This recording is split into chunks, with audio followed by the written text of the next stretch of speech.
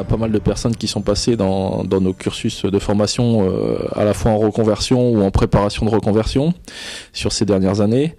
On a des gens qui étaient du milieu professionnel, des gens du milieu un peu amateur ou des personnes un petit peu moins connues. On a beaucoup de joueurs de football qui sont passés dans nos formations ou arbitres dans l'objectif de reconversion, dans l'objectif de devenir éducateur après avoir été joueur ou entraîneur un peu plus spécifiquement. Je vais prendre deux exemples. Cette année, par exemple, on a deux personnes en formation qui sont issues de l'athlétisme, à savoir Eunice Barber qui a fini sa carrière d'athlète et qui est en préparation de reconversion après un brevet d'État. Elle est dans une formation de préparation physique chez nous.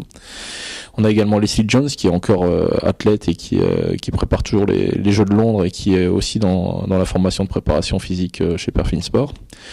Parallèlement à ça, on a des personnes qui déjà reconverties sont venues intervenir chez nous pour passer un message, mais aussi voir un petit peu ce qu'on était capable de réaliser en termes de formation. Je pense notamment à Émilie Le Pennec qui était de la gymnastique.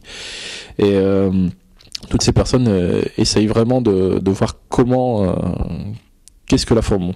Toutes ces personnes essayent plutôt de voir qu'est-ce que les formations peuvent leur apporter en termes de reconversion, quels sont les aspects importants pour eux en termes de reconversion et vers quoi ils peuvent réellement se diriger après une carrière de haut niveau ou une carrière, on va dire, dans le sport amateur, mais pas très loin du sport professionnel.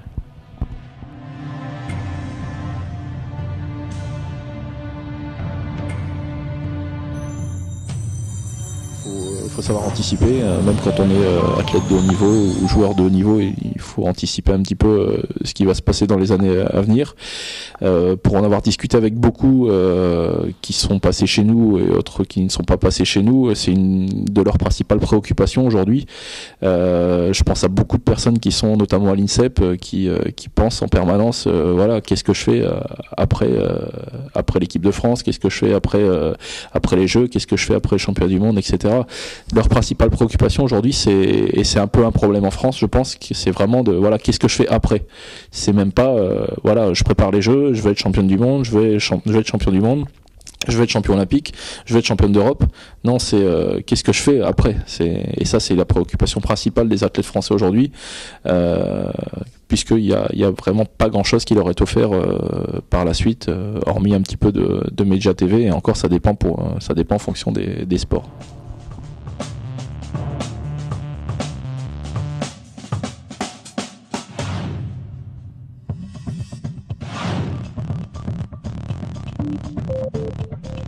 Dire à un sportif qu'il est le meilleur pour essayer de le valoriser et essayer de le pousser un peu plus loin dans ses performances, c'est une première chose, mais je pense que le sportif est meilleur quand il est sécurisé.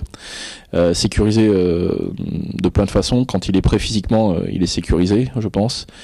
Quand il est prêt physiquement, il peut donner le maximum. Il a aussi peu de chances de se blesser. Et autre moyen aussi de le sécuriser, c'est de préparer son avenir avec sérénité. Quand un sportif de haut niveau qui sont en début de carrière ou en milieu ou en fin de carrière, c'est ce qu'il va faire à la fin de sa carrière professionnelle. Je pense que là, il est sécurisé et il peut s'exprimer à fond dans sa discipline de prédilection.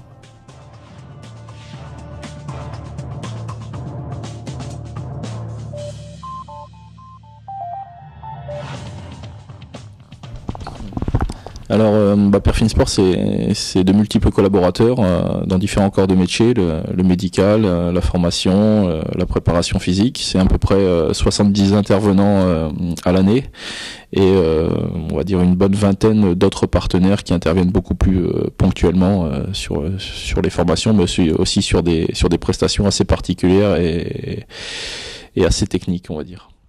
Dans les noms les plus connus des personnes qui interviennent dans les formations, notamment en préparation physique, mais aussi dans les formations un peu plus médicales, c'est vrai qu'on a eu des gens assez connus comme Vaïda Iliodzic pour le football ou Claude Puel. On a eu également Philippe Lucas pour la natation par exemple, Claude Onesta pour le handball. Donc voilà, une belle palette d'intervenants en tout cas, ça c'est sûr. Et à l'avenir, l'idée c'est quand même aussi d'avoir des intervenants étrangers. Donc c'est aussi la possibilité d'augmenter un petit peu le réseau de communication et d'internationaliser un petit peu plus les formations de Perfil Sport.